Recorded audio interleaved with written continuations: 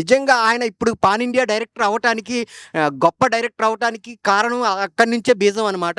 ఇంకా అతను లోపల గుచ్చి గుచ్చి గుచ్చి గుచ్చి అలా మొత్తం ఒక పదిల్లాగా చేసి మొత్తం చేస్తాడు చూడండి. అసలు ఆ స్టామ్ అనేది నిజంగా వేరే లెవెల్. సుకుమార్ గారికి అయితే హ్యాట్స్ ఆఫ్ అనే చెప్పుకోవచ్చు అన్న. నిజంగా అసలు సినిమా నిజంగా అప్పట్లో టీఎఫ్ఐ ఫెయిల్డ్ అని చెప్పి నిజంగా అంటే ఆ పీక్ రైటింగ్ కానీ ఆ పీక్ డీటెయిలింగ్ కానీ అసలు ఆ సినానిమ్ అనేది నిజంగా పీక్ బ్రిలియన్స్ అనమాట. నిజంగా అసలు సుకుమార్ గారు తీసిన సినిమా అసలు అంటే నా చిన్నప్పుడు నేను ఈ సినిమాని థియేటర్లో మిస్ అయ్యాను, కానీ ఇప్పుడు మిస్ అవ్వాలనుకోవట్లేదు.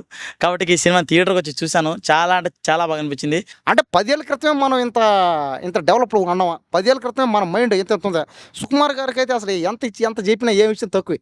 ఫస్ట్ ఆఫ్ ఆల్ నేను ఇండియాలో నాకు most favourite director number 1 director అంటే నేను సుకుమార్ గారి పేరే చెప్తా. ఎందుకంటే అసలు ఆ విజువల్స్ అసలు అప్పట్లో అలా ఆలోచించడం ఏందన్న అసలు మైండ్ బ్లోయింగ్ అన్న. అసలు ఫస్ట్ ఆఫ్ ఆల్ ఎప్పుడో తీసిన ఒక 12 సంవత్సరాల అడ్వాన్స్డ్ రైటింగ్ సుకుమార్ గారు రాశారని నాకు ఇప్పుడు అనిపించింది. 90 కిడ్స్ 2K కిడ్స్ ప్రతి ఒక్కరు అప్పట్లో థియేటర్లో మిస్ అయిన ప్రతి ఒక్క ఆడియన్ ఇది ఒక అవకాశం లాగా చూడండి, ప్రతి ఒక్క ఫ్యాన్ తెలుగు ఆడియన్ అని చెప్తున్నారు. అంటే ఒక క్రైమ్ను కూడా సుకుమార్ గారు ఎంత హాలీవుడ్ రోజుల్లో ప్రజెంటేషన్ చేశారంటే స్క్రీన్ ప్లే ఉన్న ట్విస్ట్లు, but child artist Gautam, mother poetry, ఇట్లా అన్ని రకాలుగా చూసుకుంటే ఒక టాస్క్ను కూడా ఈజీగా హ్యాండిల్ చేయొచ్చు. ఒక హాలీవుడ్ మూవీని ఒక 10 years బ్యాకే మనకు ప్రజెంటేషన్ చేశారు.